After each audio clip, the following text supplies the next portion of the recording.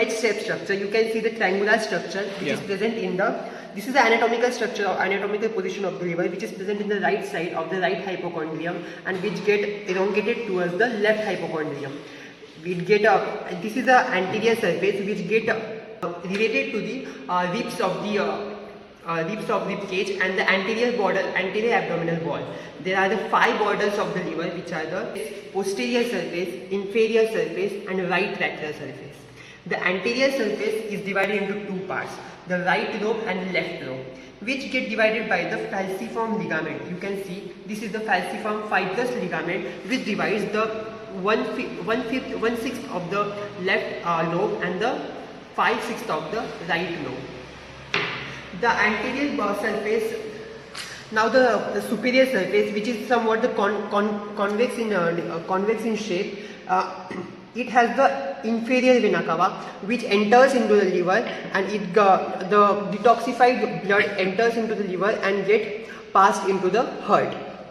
Now we will see the right lateral border, which is also the convex in shape, whereas this is the sharp inferior border which divides the anterior surface and the inferior surface. This is the inferior surface of the liver. So these are the 4 lobes are divided into the liver. The right lobe is divided into the 4 surfaces, which is the caudate lobe, quadrate lobe, and these are the left lobe and right lobe. This is the caudate process which is present in the right lobe. The right side of the caudate process there is the inferior vena cava. The left side of the caudate process there is the ligamentum of venosum. This is the ligamentum of venosum. This is the quadrate lobe. The right side of quadrate lobe there is the fossa for the gallbladder. Here the gallbladder is present. We had removed the gallbladder, and at the left side there is the ligamentum of teres which we had cut it. This is the ligamentum of teres. Okay. Now between the quadrate lobe and quadrate lobe there is the porta hepatis. In the porta hepatis there are the main structures. See here you can see this is the portal vein which brings all the blood from the GIT tract and enters into the liver. It bifurcates further. You can see here the bifurcation can be observed. These are the 2 hepatic arteries. These hepatic arteries provide the blood to the liver.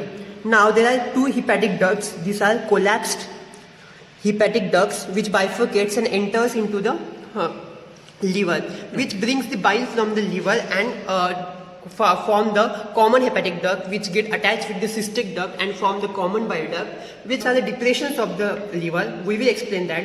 This is the gastric impression. We can see because of the gastrum here the impression is formed. Now this is the duodenal impression. Because of the duodenum, second part here the duodenum impression is formed, and here because of right kidney and the right suprarenal gland it formed the depression. Now here the papillary process is present. Because of the esophagus we can see the small depression at the left lobe of the inferior side of the liver. Okay.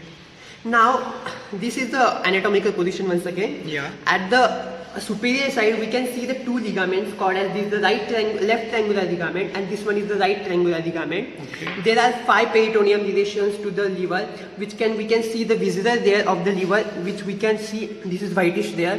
So the layer it is not present here, so we can say it is at the bare area which is covered by the diaphragm and form the hepatophrenic ligament, or the this porta hepatis also give attachment to the lesser omentum of stomach, which also called as the hepatogastric ligament.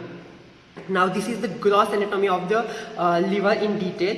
Here the notch present because of the patient had gone with the surgery, so because of this notch the fibrous material is collected here.